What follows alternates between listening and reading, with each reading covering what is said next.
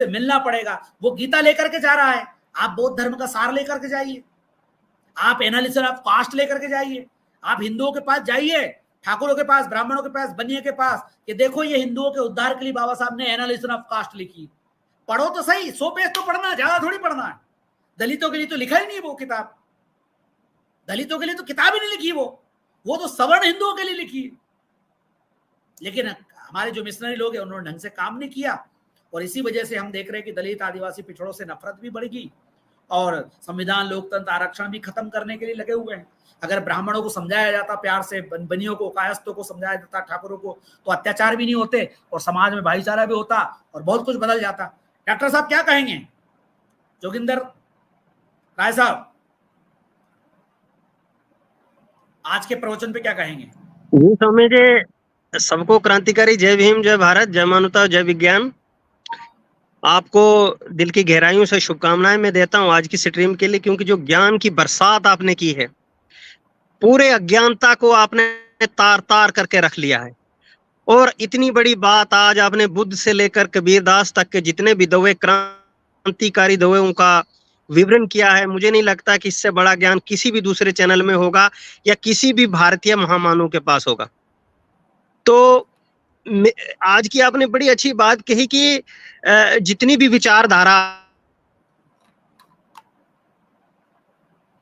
करने के लिए आपको सिर्फ ज्ञान की प्राप्ति करनी है, और जितनी भी त्रुटियां समाज के अंदर है, सारे मतलब द्वेष जो है या नफरत है, वो सारी खत्म हो जाएगी जब ज्ञान पैदा होगा।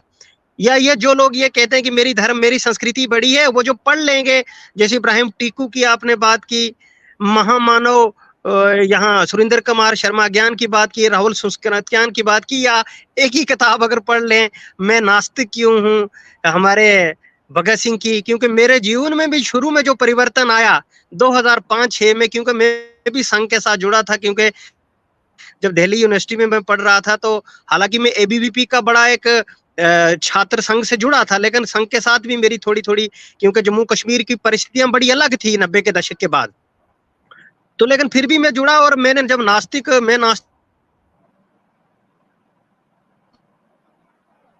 हो गए थे उस किताब को पढ़कर, और उसके बाद धीरे धीरे जब मैं अम्बेडकरवादी विचारधारा से जुड़ा, फिर मैंने लेनिन को पढ़ा, कार्ल मार्क्स की पढ़ा, तो समझो एक मेरा माइंड ही डाइवर्ट हो गया, और पूरी जो मनुवादी या ब्रह्मवादी व्यवस्था से उसको मैंने समझने के लिए चिंतन मनन शुरू कर लिया।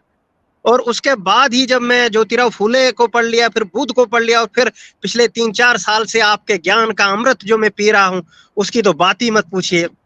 इसलिए पूरे जम्मू कश्मीर में इस वक्त जो मैंने एक मूवमेंट लॉन्च की है आपके माध्यम से, आपके चैनल के माध्यम से, आपकी विचार के माध्यम से, फिर बहुत सारी किताबें आपने जो बताई, जो मेरा मार्गदर्शन किया, जो कमी पेशी थी उसको भी दूर किया मैंने, और जिज्ञासा बढ़ती ही गई। और इस वक्त हम हर घर में पहुंचने का प्रयास कर रहे हैं। सही कहा आपने, जयंती बनाना, जन्मदिन बनाना, मरण दिन बनाना हमारा मकसद नहीं है। हमारा मकसद है उन विचारों को अपनाकर, अपने जीवन से नए शिष्यों को अपनाकर उनको कल परसों इस समाज का नेतृत्व करना, इसके लिए हम लोगों को पहल करनी होगी। तो मुझे यही समझ आता। जी बोलिए। जी जी, आपकी आवाज जी जी बोलिए। हाँ, आवाज में थोड़ी सिग्नल भी मैं देख रहा था कुछ। हाँ। तो बड़ी अच्छी बात है कि लगातार हमको प्रयास करना होगा, और जो कट्टरवादी सोच इस वक्त पूरे भारत के अंदर पनप रही है,